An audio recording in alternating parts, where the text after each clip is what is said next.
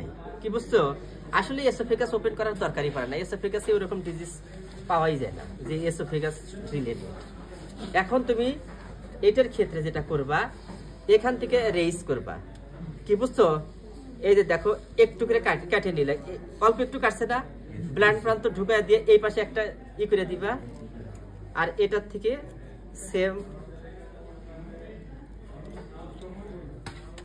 এখন কি করবা, এই যে স্কিনটাকে দেখো সহজেই এই যে দেখছো এই যে ওপেন হয়ে গেল। কি বুঝতে পারছো?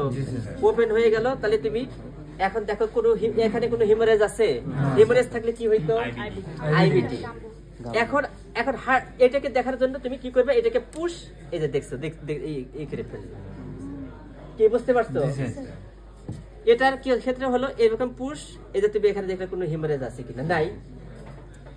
এরপরে আসো হলো যে আমরা কি করব, এইভাবে এই যে অল্প একটু করে কাটবা, জানি ইন্টারনাল অর্গান জানি কোনো ক্ষেত্রেই নষ্ট না হয়। আর এটাকে এই দিকে পুশ করবা যাতে ইন্টারনাল অর্গান গুলো সেফ থাকে। এই যে আমি এক পাশে কেটে নিছি, দেখছো?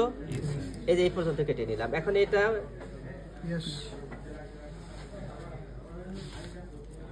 ইন্টারনাল অর্গানকে যদি তুমি ই করো, তাহলে কিন্তু লিশন যে তুমি তৈরি করছো নাকি রোগে তৈরি হয়েছে বুঝতে পারবা।